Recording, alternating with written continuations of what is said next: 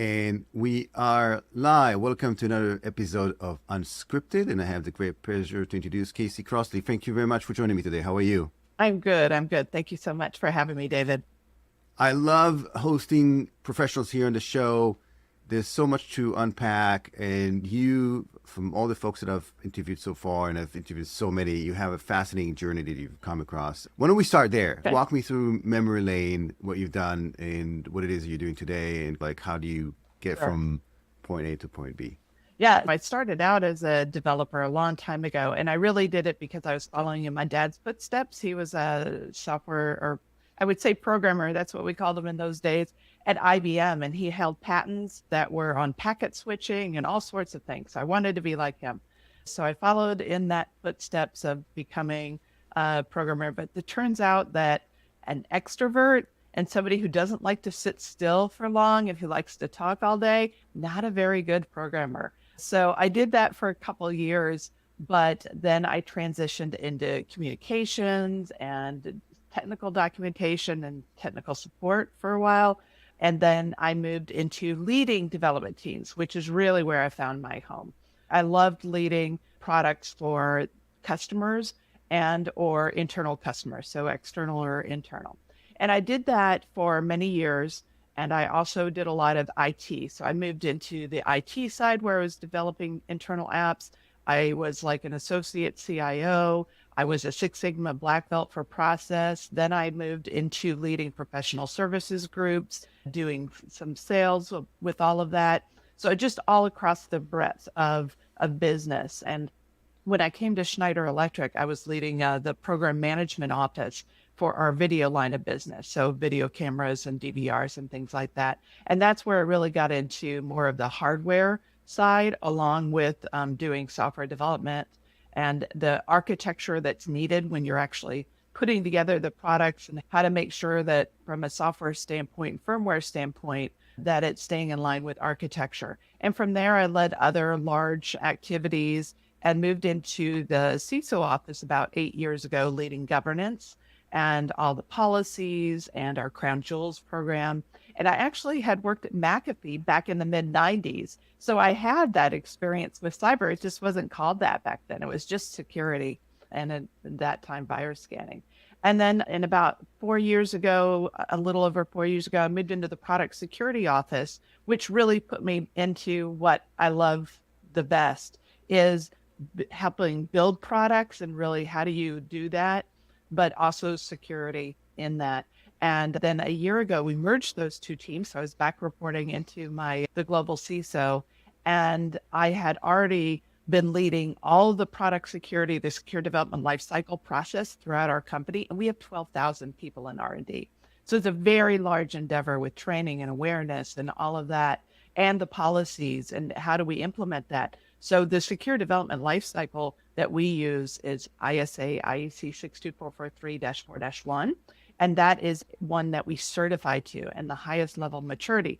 But I was finding that our suppliers did not have that. So I'll talk more about why I wrote the book in a few minutes.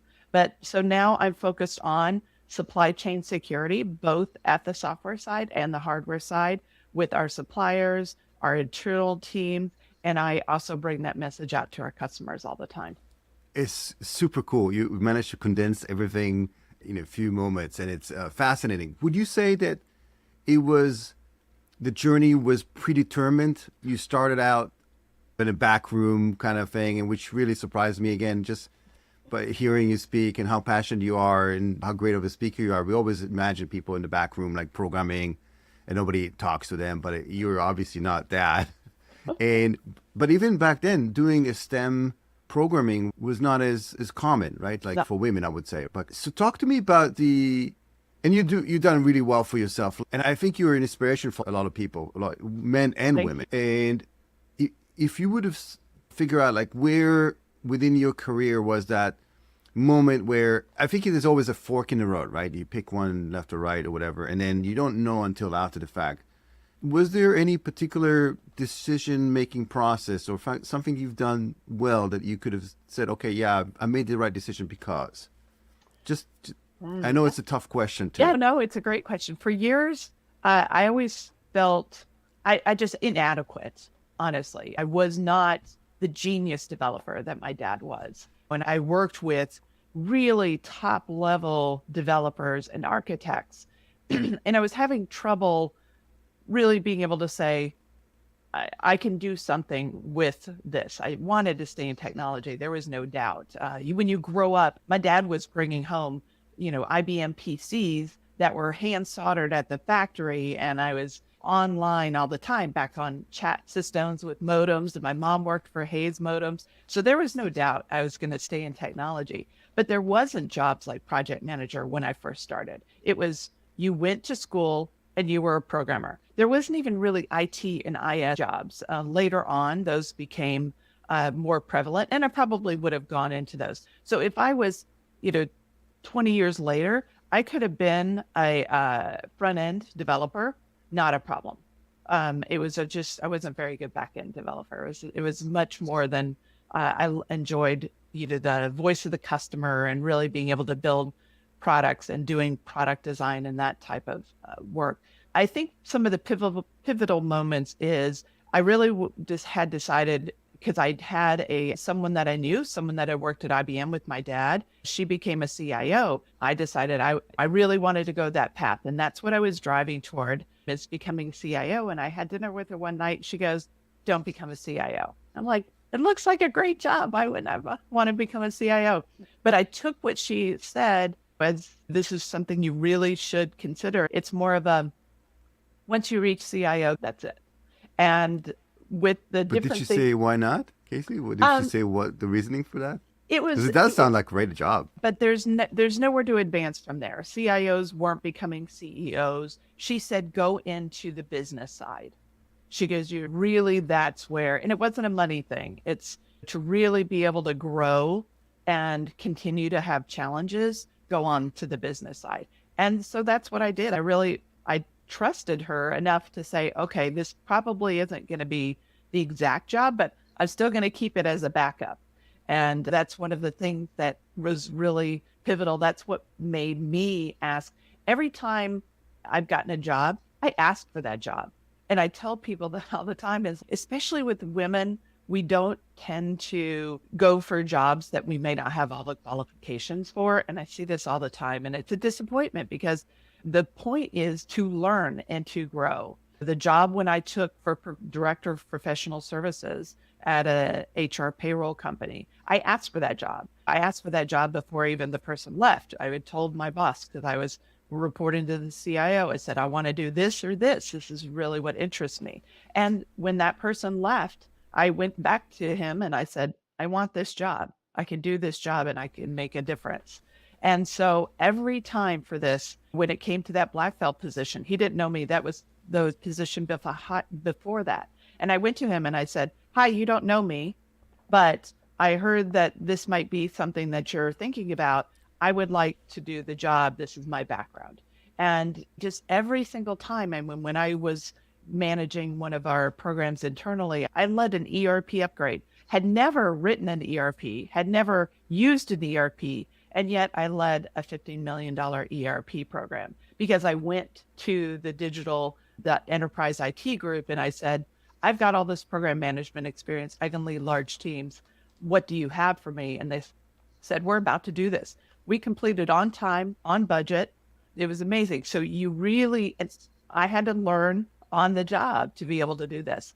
And that's really what I think is some of the key differences for what I've been doing and what I really encourage people. I hire people to do jobs in cybersecurity. They have no cybersecurity background. I hire them for their communication skills. I hire them for their project management skills. I hire them because they have a keen interest in an area that I want to go deep for my team. And that's what they are. So it's not necessarily their technical background for the roles that I'm looking for, especially when you're dealing with policies, communication awareness, working with governments, things like that. They need to be able to have that business mindset in addition to being passionate about cybersecurity. Yeah, absolutely. And I would say from the hiring side is exactly what you described. You hire people for the job they want, not the job they had. Exactly. Because people are way more motivated and they'll do an exceptional job, and then you have to test for their aptitude, just as you described. They can learn certain things, and you know what they have, what's the baseline. If they're capable, why not? And the other thing I wanted to double click on, which is super interesting, you mentioned that you felt inadequate. Yeah. And I suspect that partially that was a driving force for you, because that feeling, and a lot of people are like that. They come from different backgrounds and maybe they feel like behind the eight ball, and they work harder than anybody else. Yeah. And I've seen people, for example, who are very successful, but they've not gone through school. Like they haven't done postgraduate or undergraduate degree.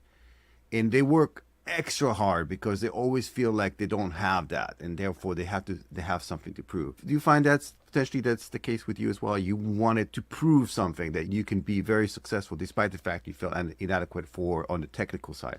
Yeah, I think so, because being a bit competitive anyway and loving a challenge, being someone who wants to succeed. I never was disappointed if I didn't make the A plus or the A, but I needed to be able to get to that 80-20, both in school, but also in my job, to be able to say, I could do this.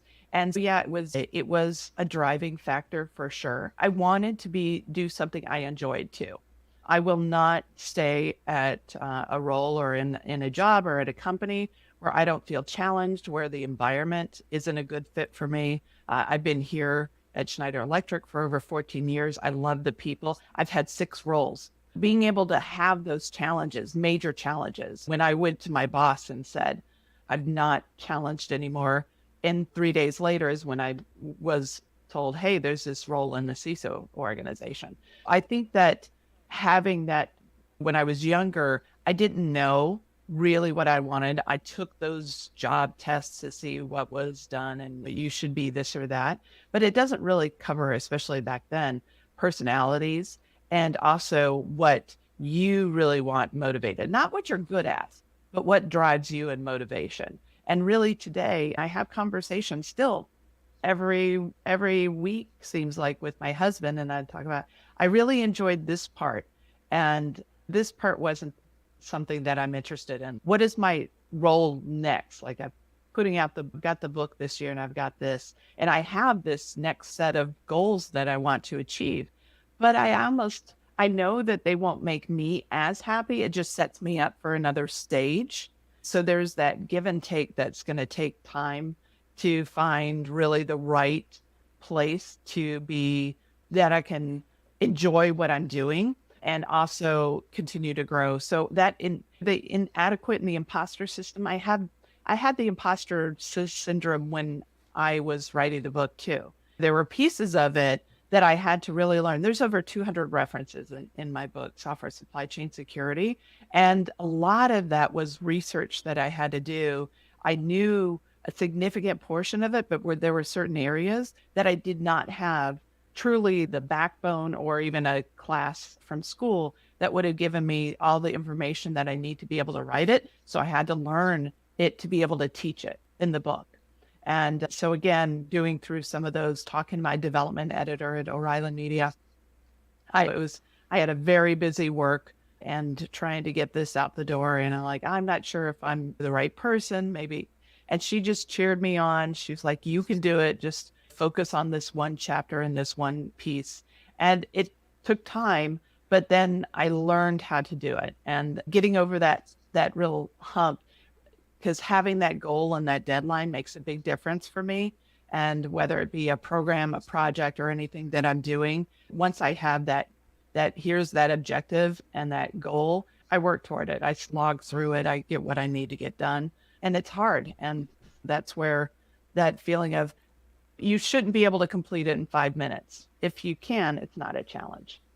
And Casey, another theme and we'll jump right into the book as well, because I want to cover that. But I love this conversation because it really does give some background of who you are and how you got to write this book.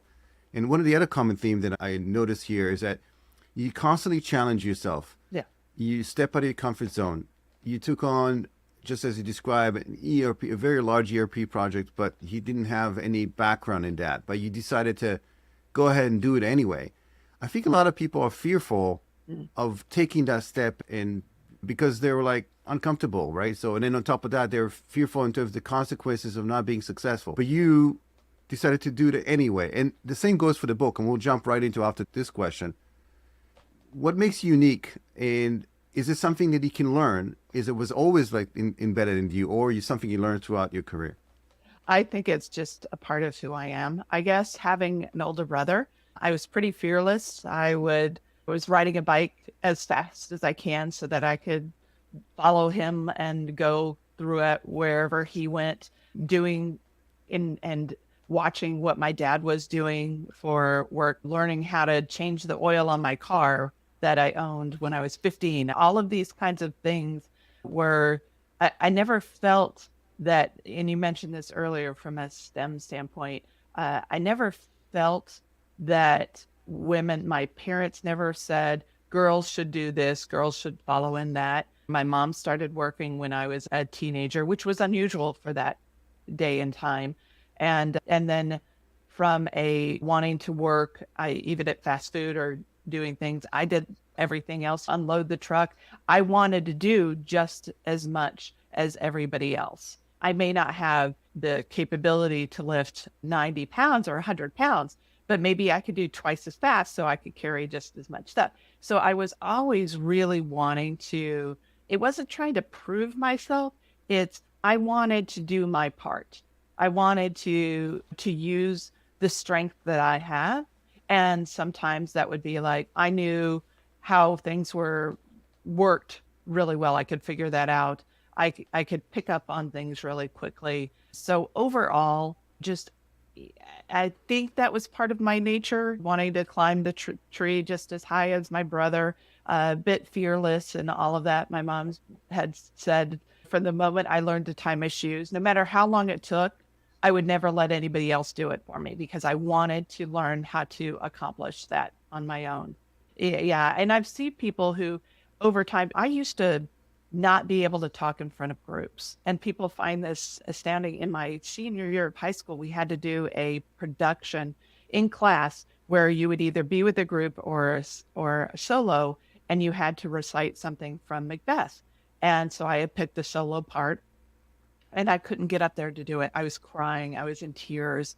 I was terrified to be in front of the group. The same people who I had been in classes with for 4 years. And I could not get up there. And my teacher said, it's an A or an F. You get up there. I don't care how you do. Just get up there and you get an A. And if you don't do it, you get an F. And so I did it. But until I went to college and I took the speech class and I would be shaking and my face would turn all red and I'd get what I call my Rudolph nose. And it was very hard. And that took years and years. It wasn't until probably maybe 15, 16 years ago that I could get in front of even a group that's 10 or 12 people and not start having that tremble in my voice. And that just took practice and over. But I never would refuse to get in front of the group after that time in high school. I would still do it, and knowing that I was very nervous and that means presenting to CEOs and CIOs and at the board level and the executives.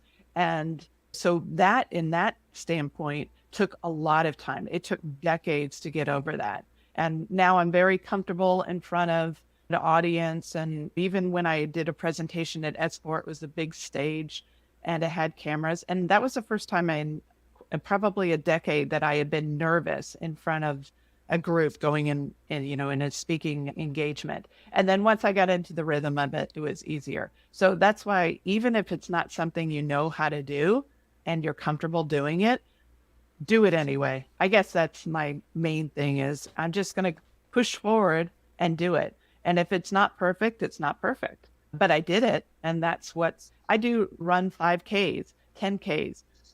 I've been the last person that came in, but I finished every single time I finished. And that was my goal, not for a personal record, not for a PR.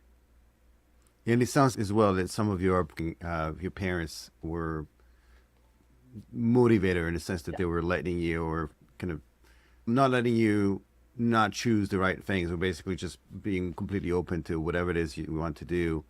And then you also took, as you mentioned, your mom took a role which wasn't common. So they were, it's not about what parents say, it's what it is that they do. And you took notice. And I think Yeah. that's a lot the case with a lot of kids. It's so important for anybody who's listening here and is a parent.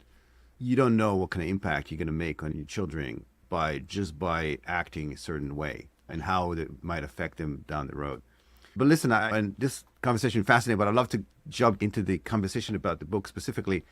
So let me ask you this, Casey. If I met 50 people in a conference, it can be cybersecurity conference, can be TPRM, third-party risk management, and I asked them, hey, do you have a plan to write a book? I would say 48 of them would say, yeah, we have it in our to-do list. But I would say maybe the entire 48, or at least 47, never get around to it, because it's such a big endeavor, and it takes is. such a commitment, and there's so many moving parts. So talk to me about the process of the inception of the book. How do you start writing? And you mentioned you already mentioned some of the hurdles and so on, but talk to me about first of all, the idea behind it, and Sure. what within the background of what you were doing made you want to write it, and then the whole process of writing it. I think part of it is social.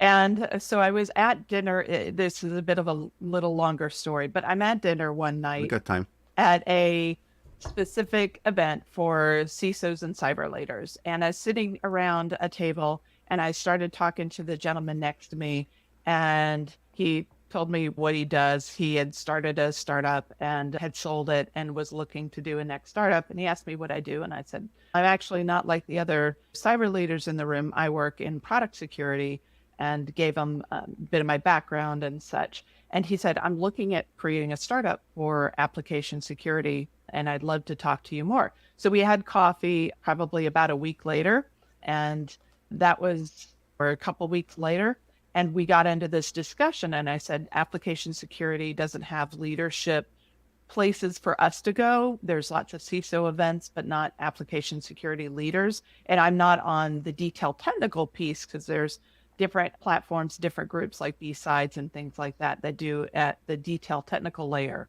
And so I said, there's this group of CISOs and just security leaders that don't really have a home.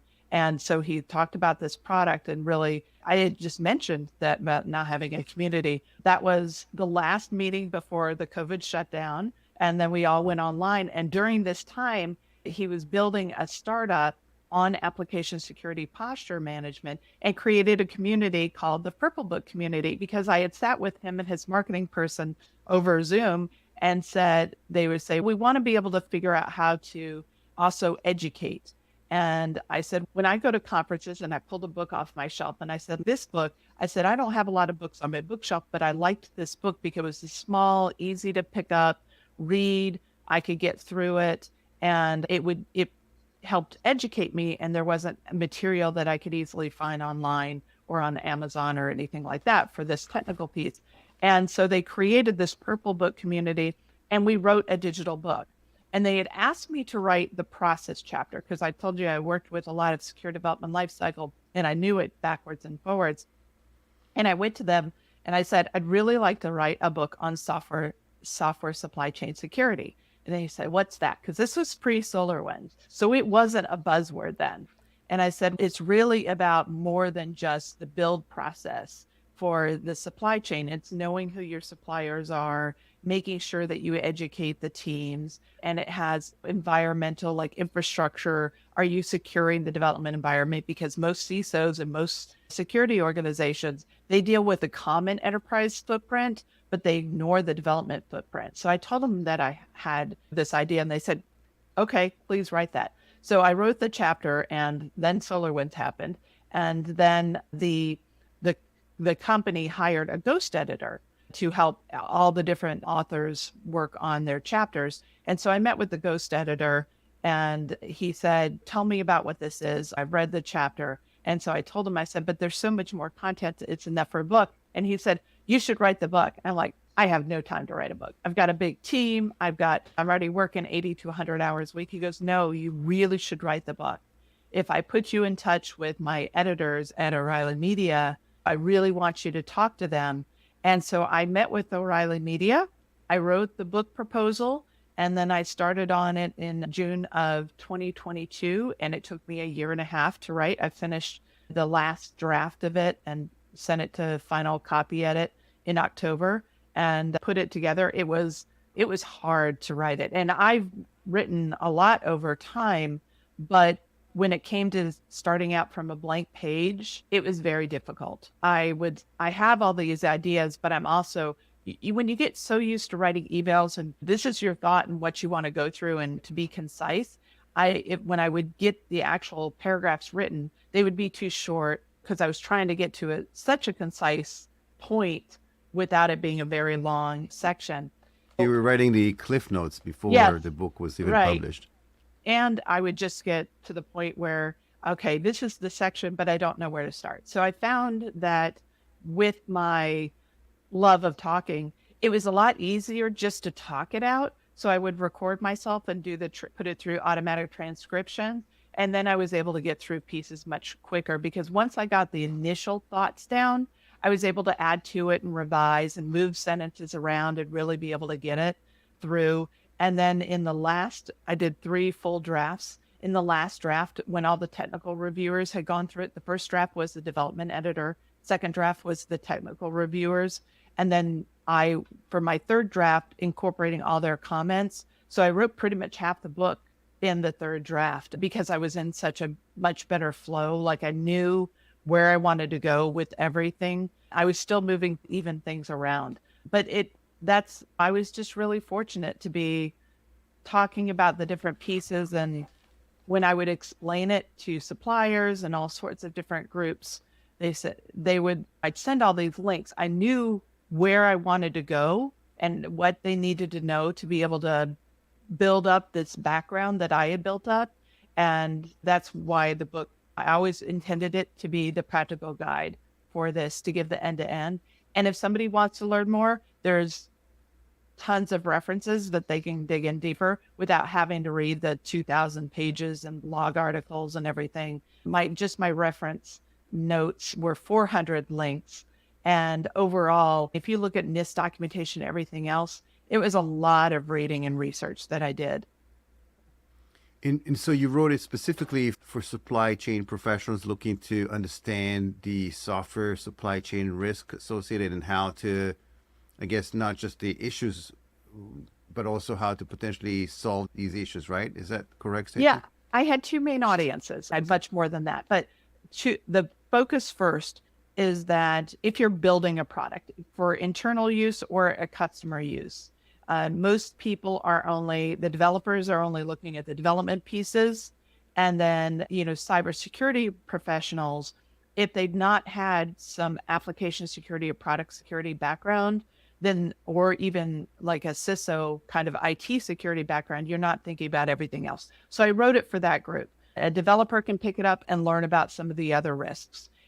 Somebody who's in IT security can pick it up and learn about the developer risks. Like even the fact that developers, we create our own virtual environments, right? And we can put whatever we want on there. You're not controlling it. You're not locking it down, which means that there could be backdoors, there could be keyloggers, there could be all sorts of malicious malware put on that environment through the plugins or something we download or the code that we build or anything. And with IT security folks, it's been more of a hands-off, hey, we're not allowed to touch that environment, and it really needs to be a cooperation. And that's where things could get into the software supply chain, is that really that layer where developers, and we saw that with SolarWinds. And we even just saw it, with the new XZ backdoor, there's ways to penetrate and get into that supply chain because the developer, unless you come through software development day in and day out, I knew that even as I left companies, I would have had access back in the day to the entire source code libraries.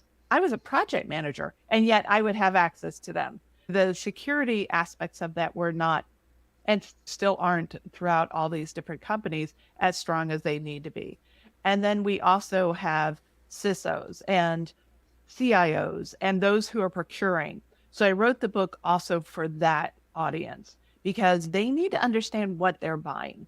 If you don't understand, let's just say that you are buying an OT product, operational technology product for your manufacturing floor, and you are a CIO and don't know anything about OT.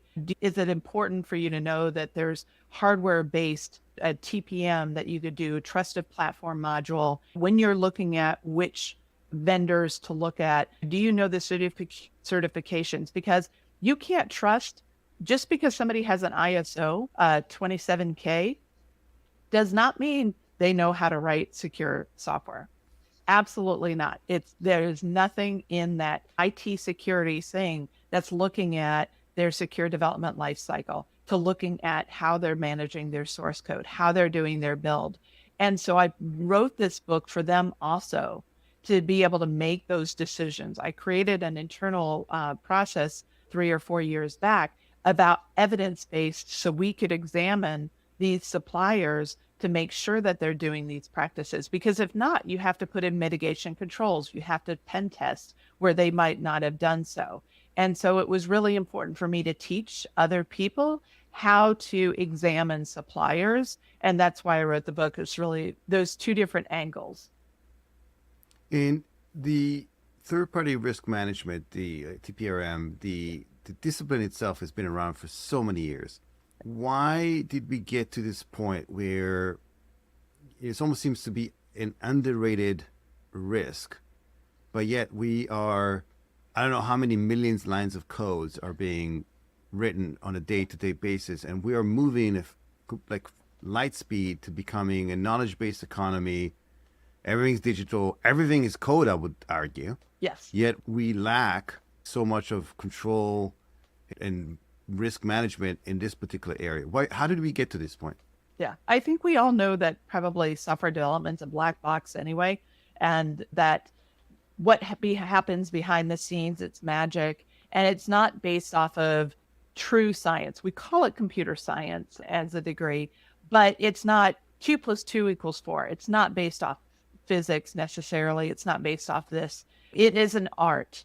The best developers that I know, musicians, artists, they really have that capability to build and construct.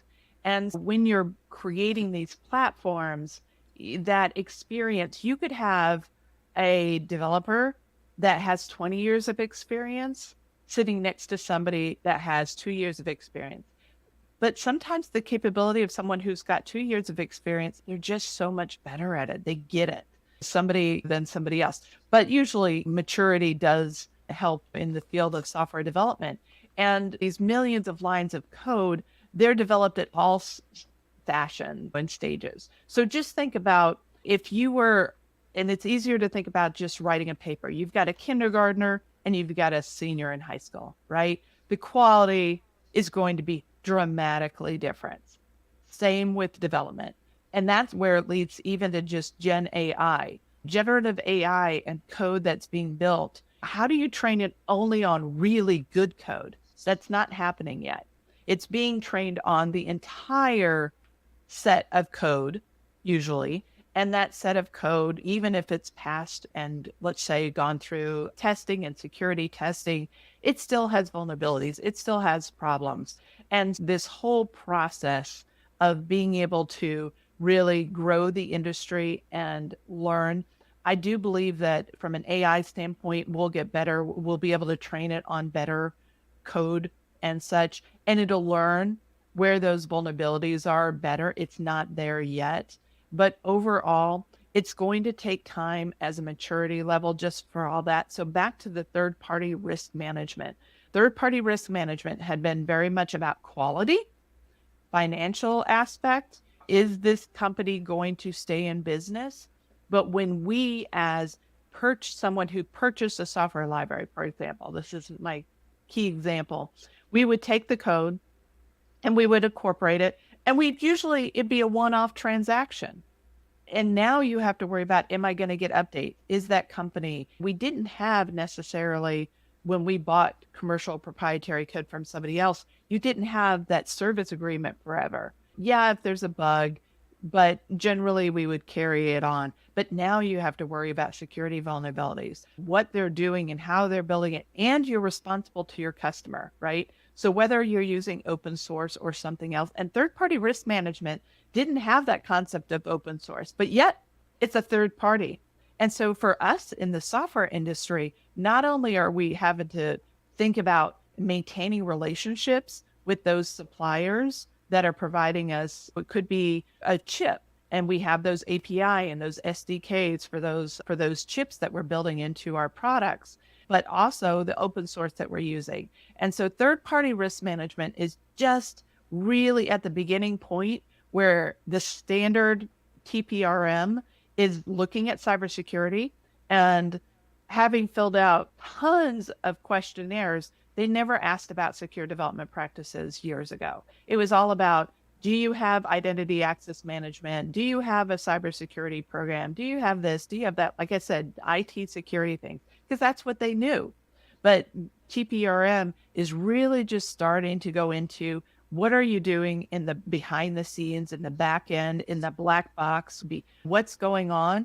We're seeing that with the CISA Secure Development Software Attestation Form. We're starting to see that with some other areas where they want to know how things are built and constructed. And that's not really merged into the TPRM process. You still have the experts who know how to judge the opinion. Our cybersecurity supplier framework, it's taken us several years to build that in, so it becomes part of that DNA. And there's a quantitative assessment that can be done based off of the answers. Yeah, and it's so interesting. You mentioned that there was an incident with SolarWinds, but there are other like Log4j and so many. Was that, and it's the timing couldn't be better for you because you started to write the book prior to that. Do you find that there is more visibility for what happens behind the scenes in the source code, as you mentioned, in the usable code, due to the issues that were found in SolarWinds? And SolarWinds, for example, was people were comparing it to the atom bomb of risk associated with like software, and so did with Log4j. But even then, the sky didn't fall. But my question is, was that the initial driver behind looking and making an emphasis to review the source code and in development and so on? Or were there other factors like compliance and potentially just the outsource of software development, as you mentioned, the explosion of code everywhere in chips and APIs and so on? So it's a big question, but just what's your take on it? What was the absolute driving force behind this? I do think that security incidents do trigger, don't let a good crisis go to waste. That's what we say in the security incident business, in the security business. So when we saw WannaCry, that triggered a lot of improvement into cyber hygiene. And even before then, there were events on the software supply chain security side, but it did not bring down companies for the impacts that they had. It was good media from the standpoint of, let's get this in the news, but it wasn't affecting the day-to-day. Things like ransomware were starting to really impact Colonial Pipeline and pieces like that. But until when I went and had my first in person to meet this global CISO before the one that I report to now, the global CISO that we had at the company. And I said to him, what are we doing for source code control? Because as a developer, but we weren't doing anything at that point. And so a couple of years later, we implemented a whole source code governance program. And it's people like me, people that are just in the industry, we've been talking about these things. And until there's usually an event, it's not really getting the full attention that SolarWinds. Isn't it always the case? We just, as an industry, we seem to be more reactive than proactive for whatever reason. Yeah, but it's not, seatbelts didn't get invented when the car first got invented, right? So Casey, you stole my example. I always say about this. We were going 60 miles an hour without seatbelts. In fact, people were sitting in the back of the truck, like with running around. We didn't have any of this. No, I love this example, by the way. Yes. Totally love it. It takes enough of a concern for really almost in certain cases, again, the US government implementing the software attestation, the secure by design, really taking some attention and not fully regulating it to the level that seatbelts are, although there could be some of that. But in the EU, the Cyber Resilience Act is going to be a big game changer. And it's a lot of work for large companies like ours, but even other companies where you have to talk about, are you doing supply chain risk management? Are you providing software bill of materials? Are you providing the details? And do you have vulnerability management practices? Because you can either regulate it early, which is, I consider this an early adopter in the EU, just like they did with GDPR, or you can do it after certain incidents, which is how I see the US with SolarWinds and other And things. do you feel, Casey, that we need to regulate? Do you don't feel that the free market's going to solve it by some of these companies just will go belly up due to incidents and Yeah. and maybe they use the whole ability to review and provide attestation to what code they're using as a competitive advantage? Or do you feel that there needs to be regulation to control this? I'm probably right I like there to be some level and baseline to set. And you can call it regulation, you can call it laws. It helps to move the bar up a little bit. For example, until the majority of states required seatbelts or things like that, again, it wasn't mandatory in cars. People had to pay extra for it. So I do think that it does help set those baselines. I think that certain industries can be absolutely over-regulated, but in the standpoint of software, having that requirement, if you want to sell to the federal government, if you're a cloud environment, you need to get the FedRAMP piece. They need to be able to handle that scale. In the EU Cyber Resilience Act, you need to have this baseline of processes in place. I don't think that the processes that, for example, the EU Cyber Resilience Act, as once they made not everything critical software that had to be certified, if you can self-attest and show those kinds of processes when needed, then that's not ruling out the small business. What I don't want is where small businesses can't succeed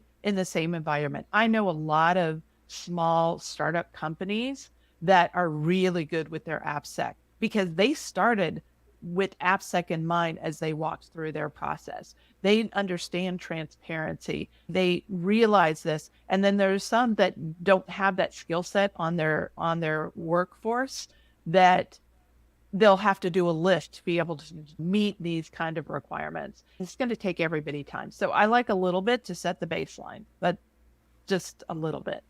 In from a development perspective, you don't think that it's going to slow down the process of software development and then potentially maybe increase the cost of creating it, and then that will get offset to consumers? And coming back to your vehicle example, having a seatbelt costs money and testing it and all this, and so now the vehicle, it costs a little bit more. Yeah. No matter what, cybersecurity is different than everything else. Overall, I had done a Six Sigma project just on the cost of software defects found early in the life cycle or after release. And it was 4 times the cost to fix if you find it after you had released the product. And with cybersecurity, not only do we have vulnerabilities, we have threat actors. So unlike safety, a tire manufacturer is not having to adjust all the time because all of a sudden they've got to guard against laser rifles and lightsabers and things like that. It's again, physics. You have to be able to handle these road conditions, this speed, so on and so forth. Unless they sell specialized tires to DOD, and then maybe the laser thing will come to play. And then you have to worry about mines and stuff like that. And there's things. But with cyber, every single day, there's a new type of attack. And so the costs for increasing from cyber and application security if there wasn't that level of attacker, it would be no different than a software defect. Unfortunately, our developers and people in the world and the architects, that's the whole point of a threat model. There are threats coming in. Yes, there's an added burden to software and application development because 15 years ago, I didn't have to create threat models unless I was working on defense, DoD level stuff. But for standard software, I didn't have to do that. I didn't have to worry about if it had admin as the password because people weren't using that as an attack surface. So yes, it adds more because we are now having to become warriors and defenders, and that wasn't our job over a decade ago. In coming back to the book, you cover quite extensively different frameworks, Yeah. NIST and ISO. How do you recommend for organization to adopt some of these frameworks and potentially to assist them in the kind of the journey? Because it is a journey. If you wanted to start implementing, it's not like one and done, or there's no silver bullet that you come over, you read this book and say, aha, this is what we need to do. Yeah. It's more like, how do you take the first step? And so talk to me a bit about the place for these particular frameworks and how can somebody utilize these? And then I know you cover in the book, but maybe just a brief overview of those. Yeah, so I gave a whole list of the different frameworks and different regulations and different things that are talking about supply chain security. And throughout the book, I actually provide controls that for people who are not following controls, I give different examples of control frameworks. And I do that because I want somebody in a startup, I want somebody in a company that has nothing to be able to implement just a few controls that will help improve their cyber posture. So there are 78 controls and I have it available to download on my website. But overall, the maturity of the organization, you need to be where your organization is at. If you're a company of 5 people, you're not going to say, hey, let's implement ISO 27K and go through this audit and this or that, or a SOC 2, which if you're building a cloud product, you're probably having to think about that to begin with. But there's all these different levels. So I explain those, but I also give, here's a control you may not have in your environment at all. A couple of the controls are how you work with policy, especially intellectual property. A lot of companies don't have, they may have an acceptable use policy or different kinds of things, but they don't have in their data classification policies. If they have one, they don't talk about the source code. This source code that we wrote that's proprietary is confidential, and we need to classify it as such. And so it's intellectual property, and these are passkeys. And I talk about those so that anybody can think about the controls that they want to implement in their environment. Because it's not about compliance. It's not a check the box activity. This is real world where you need to think about, are you going to have something that could potentially affect the life of your company if all of a sudden your entire source code was compromised, or that you lost all the private keys for this environment and thus you were infiltrated by a malicious actor. And that's what's in the book to help with that process. They can make it all their own. They can adjust it. That's the way it really should be, to make it what's right for my company, in addition to looking at the future of, do I need to get some certification or pass some audit? In Casey, another theme that is in your book is and you already alluded to that, the software bill of material. Yeah. How can someone leverage this particular tool, and maybe you can describe briefly what it is, and how can an organization leverage that in, again, part of the overall pursuit of risk mitigation for the software supply chain?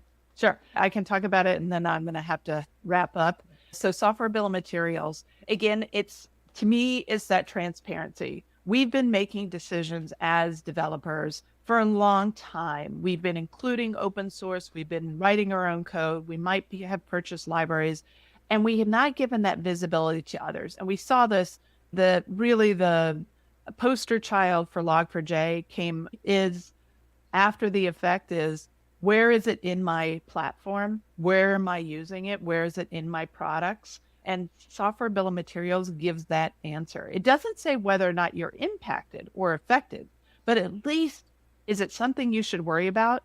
Should I be directing my attention?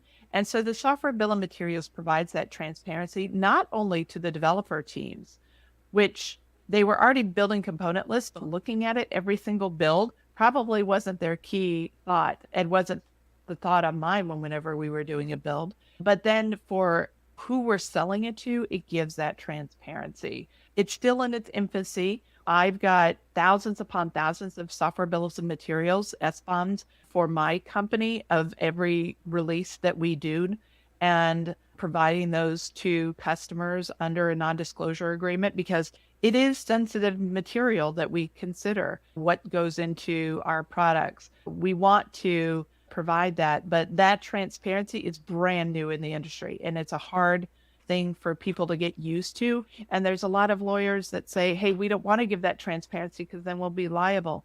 So right now, it's really something that I think we need to be very transparent. That's how you build trust. You know that it's not going to be perfect, and that, again, you're not trying to get the A+. You're trying to say this is what we understand for a product that we might have built 15 years ago and continue to revise. And this is, if you have questions on it, let us know.